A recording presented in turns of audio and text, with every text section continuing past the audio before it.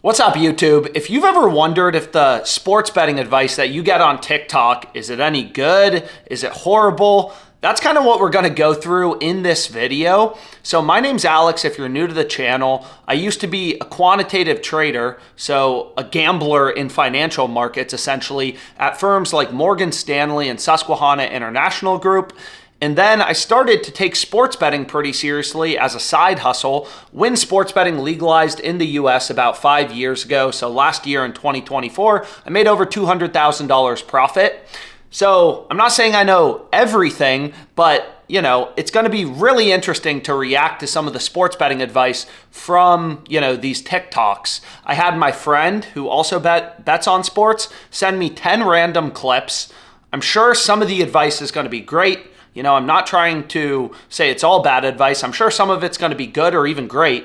Some of it will probably be horrible. There's a lot of BS. There's a lot of scams in the sports betting industry. And let's get into the first clip. I charge $1,500 for one play, and I sell out every day. Why would anybody pay you to lose? Like right now, I'm on a legendary run. I'm on a 24-1 exclusive play run. That means out of the last 25 exclusive plays, I won 24 out of the last 25. So what are these? This is why I hit today. So the purpose of this video, I'm just going to stop it there. It's not even done yet. The purpose of these, the purpose of this video is not to dunk on specific people. But if you are paying for one pick, literally he's saying he's charging $1,500 for one play, who's going to cover the spread, Lakers or Nuggets? That's insane. Just think about, first of all, even if he won every single bet, your unit size needs to be thousands and thousands of dollars. But regardless, the craziest thing of all is he said that he won 24 out of his last 25 exclusive plays. Obviously, this isn't true. I'll literally show you the math that proves this is, for all intents and purposes, statistically impossible. He's saying this because he's trying to market and get, people. It's a little scummy, but he's trying to get people to pay $1,500 for these exclusive picks. But the probability, right? Vegas sets these over-unders, these totals, these point spreads to be roughly 50-50, where there's equal action coming in on both sides of the spread, on the over and the under. These lines are roughly 50-50. These sports books are multi-billion-dollar companies like FanDuel and DraftKings. They're not idiots. Right? These lines are roughly 50-50, the totals when they're setting minus 110 odds. And the probability of going 24, right, of having 24 wins out of 25 bets is 1 in 1.3 million for, over-unders or point spreads. Only way it's possible to win 24 out of 25 bets in a row, long story short, is basically, one, you're one of the 1.3 million, or two, you're betting things at like minus 10,000 odds, but obviously this guy's charging $1,500 a play. He's not giving out plays that are minus 10,000. He's just BSing. The probability of winning 24 out of 25 spread or total bets in a row is roughly 1 out of 1.3 million. So it's just so extreme that it's not true. It's only very gullible, unfortunately, people who are going to fall for it and actually pay this guy $1,500 for his picks. If he said something like, I've won 15 out of my last 25 bets, that's obviously still pretty good, a hit rate of 60%. He'd still be profitable. And honestly, that would be much more believable, right? Saying, hey, I've hit 15 out of my last 25 bets. Saying 24 out of 25 is that's complete BS.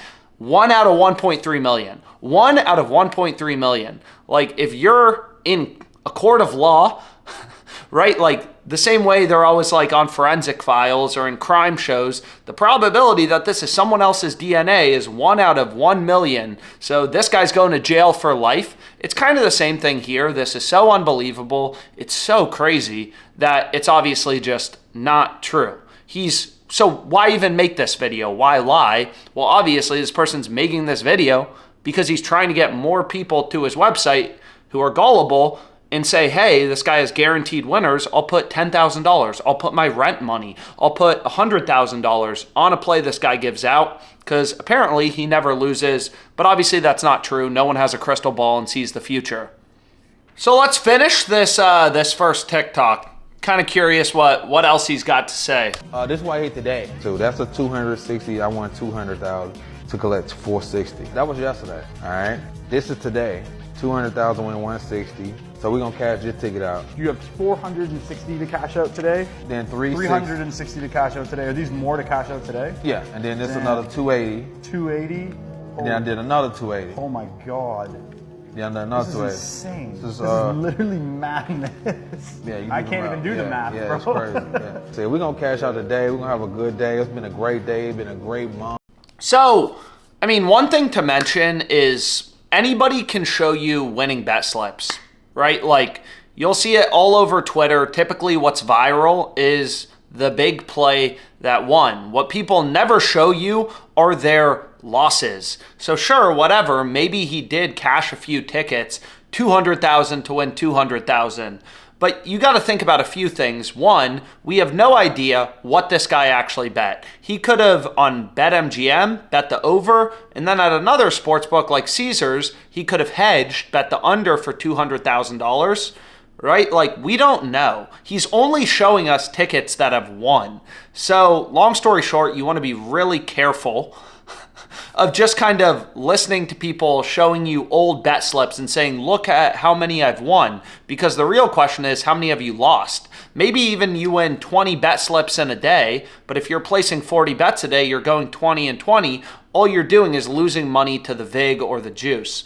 The second thing to mention is there is not a single casino, not a single sports book that is going to take $200,000 of action from a guy who's gone 24-1 in his last 25 plays. It's not going to happen, right? It's so well known that sharp, profitable bettors get limited. There's a ton of sports books that I've had my bet sizes cut down to $5, or I can only bet a certain amount every single day.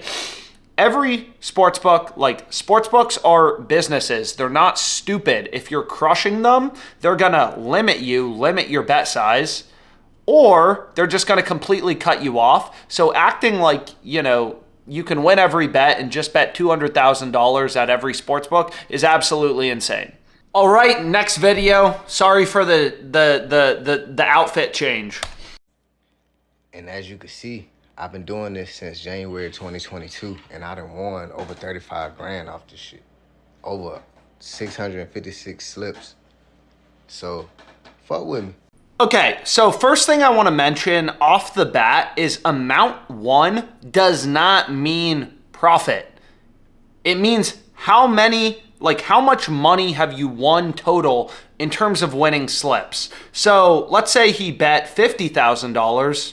He may actually be down $15,000 on PrizePicks. Sure, he won $35,000 in slips, but he's lost $50,000, so his net profit is actually just $15K. That's the first thing to mention, is that's very misleading. I don't know if he's doing it intentionally, but he's definitely not up $35K on PrizePicks. Not at all. That is amount won, not net profit. So I just think it's worth pointing out. Also, another thing, just because I'm rambling, so I might as well. I by no means am saying I'm the only profitable sports bettor or I'm the only one who knows what I'm doing. There's tons of profitable sports bettors. People use different strategies. At this point, I've sold a business, so I have some money. I'm not spending as much time gambling.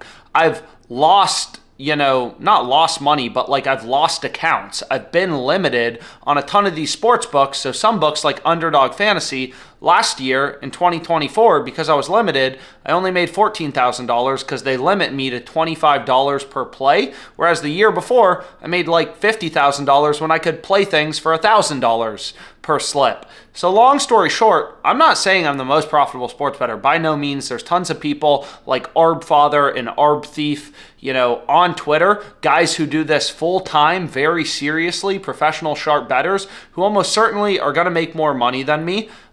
They use their own strategies oftentimes. I'm just saying, this guy, he's not up 35K in profit, to be very clear. Let's get back to the video, though. They free. Put 5 on it. It's just 5. These my locks for tomorrow. Well, today, technically, because I'm doing this video at night. But I just want to let y'all know, since this going to be my first time giving y'all these plays, put 5 on it. Put 5. come back. Honestly, this guy seems like a great guy, so I'm not trying to be, I'm not just trying to dunk on people. Again, that's not the purpose of this video. The purpose of this video is I think it's fun, I think it's funny, and yeah, I mean, maybe it's a little bit to dunk on people. I don't know. 3-pick entries on PrizePicks are literally the worst slip type. That is the worst type of slip you can go with. PrizePicks gives you a 5x payout on 3-pick entries. Other fantasy sites that work basically identical to PrizePicks are going to give you a 6x payout. Dabble, Underdog Fantasy, for any 3-man, they're giving you a 6x payout. You're putting down 100 to win 600, as opposed to on PrizePicks, 100 to win 500. So, long story short, that's literally the worst type of slip on PrizePicks. Obviously, I don't know, when this video was made, I don't know about the individual picks. Are they profitable or not? But I'm almost certain that you could have gotten this exact play at a much better price. He's putting down 50 to win 250. I would bet a lot of money that you could have gotten the same play on Underdog Fantasy, 50 to win 300, or Dabble Fantasy, another competitor to PrizePicks. And that's one of the benefits of, using multiple sports books. But let's get back to the video. Back tomorrow after they hit, comment, and we're going to do it over and over again. This is my first time doing this, but I've been playing this shit for a while. I've been playing PrizePicks for a while, and I'm going to give y'all some tips. Don't crash out. Don't do the impulsive bets out of emotion. Don't do it. I'm telling you, I've been doing this for a while. It ain't worth it. Yeah, so, honestly, that ended on a good note. First of all, he's not up 35K on PrizePicks. That's amount one, not net profit. Second of all, he's playing the worst type of slip on PrizePicks. But, he seems like a good dude. He's telling people not to bet impulsively, just put a little bit of money on their plays. I don't have that much to say compared to the first video if I'm being completely honest. So let's move on to, I guess, the third one. So we're going to get into TikTok number 3.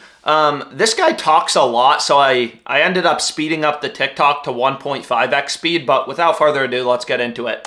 Here are 3 tips for betting on sports intelligently. Sports betting has become increasingly legal as states legalize it throughout the country. Gambling is not something good to do with your money, but yet neither is getting drunk and texting your ex, and you still do that. So if you're going to do it, you might as well do it intelligently. Number 1 is going to be the most important. It's going to save you the most money and probably win you the most money. Begin with number 3. Make sure every bet that you make is in alignment with what the coach of that team wants. Coach cares about the team winning the game. He or she does not care about winning by 17.5 points. They don't care about the stats of any of the players on the team either. The reason why there's preferred odds on spreads and things that don't matter in the game. Because casinos do not want you betting on it. Casinos don't want you betting on things that might benefit you. Which leads me to number 2. So that point doesn't make any sense whatsoever. He's basically saying all a coach cares about is winning the game, so you should only bet on money lines, not spreads, not totals, not player props. Hearing things like preferred odds, I've been a serious sports bettor for 5 years, never heard the term preferred odds. It doesn't make much sense. It's very easy to tell when someone hasn't bet on sports, but they're giving their perspective on how you should bet on sports. He's saying don't bet on player props, which is crazy. If there's a discount on Jokic, let's say on PrizePicks from 29.5 to 22.5 points, obviously I'm going to take that, right? It's a 7-point discount relative to the market. Long story short, I don't really think this guy understands what he's talking about, but let's see what his next point is. Parlays are for losers. City of Las Vegas is built on parlays. Wager on every bet individually. Parlays are for suckers who are really bad at math. There are 2 types of parlay bettors. Those who have consistently lost money betting on parlays, and those who are about to. Choose wisely. The number 1 most important tip for betting on sports. So his second point is you shouldn't bet on parlays. Nobody can make money betting on parlays. You're always going to lose money.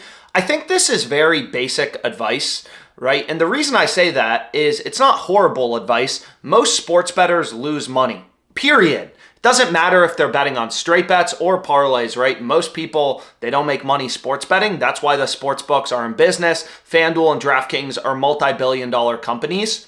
So I don't think it's horrible advice, but all a parlay is a combination of bets, right? So let's say your ROI on straight bets is negative 3%. You lose money on straight bets. For a 3-leg parlay, you're losing 3% on your individual straight bets long term. Your ROI betting on parlays is going to be negative 9%. So, however, if you take the the flip side, all a parlay is a combination of bets. So if you have an edge, if you're a profitable sports bettor, maybe you have an ROI of 4%. For a 2-leg parlay, you're going to have an ROI of 8%. 2 legs, you have a edge on each individual bet of 4%. You're going to make 8% betting on 2-leg parlays long term. So you'll actually see this with most profitable sharp bettors is they'll have a higher ROI. I do, in fact. They'll have a higher ROI on parlays compared to straight bets, right? Because again, a parlay is just a combination of bets. So if you're a profitable bettor, you have a 3% edge. As you add in more legs, you're going to have a higher ROI.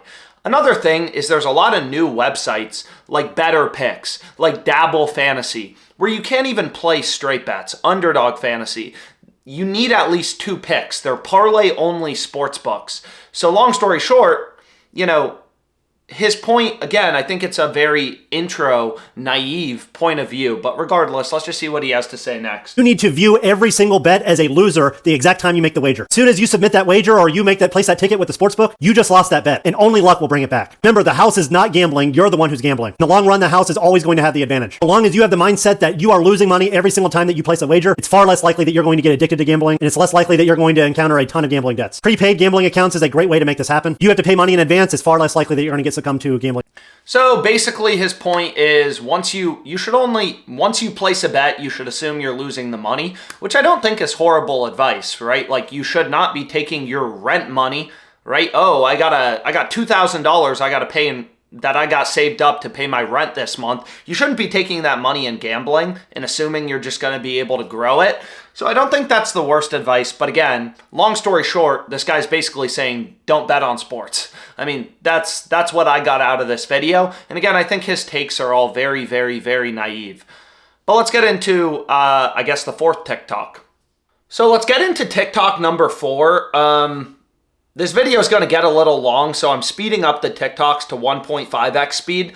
But what I was going to say is, it's been a lot of bad or, kind of uninformed advice so far. So I'm curious to see what this 4th one is. Here's how you can make your first $2,000 from sports betting, or maybe even your first $50,000 from sports betting. As a beginner sports bettor, you need to understand that most people are not actually good sports bettors, and most handicappers you see online are just handicappers. They are not professionals. So you need to be very careful who you listen to and make sure whoever you're listening to tracks all the results, shows testimonials, and actually bets big slips. It's 2024. You shouldn't be telling people who don't do this full time and are betting only $100 a play. The skill that helped me make my first $2,000 and then first $50,000 through sports betting was understanding how to beat closing lines as a sports bet. Meaning I had to understand how Vegas was setting betting lines, how they start moving and why they move, and then be able to find spots where I know a bet is undervalued and then lock it in before the line moves. I've hit it 65% over the past week using the strategy, and that's not even including last Saturday where I had an 8-0 clean sweep, going up 13 units, making myself $36,000, actually $39,000 in a single. And obviously I post all my bets every single day for all of my premium members, so they get to lock in every single one of these bets and cash out with me.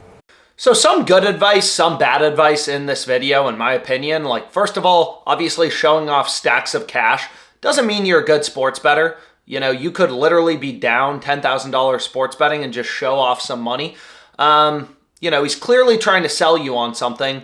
Some good advice, some bad advice. He's talking about finding value in the market, finding undervalued bets, beating the closing line. That is true. You want to find bets with an edge. Where are there, spots with value in the market? These sports books aren't stupid. A company like FanDuel, this is the largest sports book in the US, a $40 billion company. They're pretty good at setting lines. So if you want to beat FanDuel, you really have to zone in on where are those undervalued spots? Where can you actually, out of the 50,000 lines on FanDuel, where are those few spots where they're offering value and you can get an underpriced bet, essentially.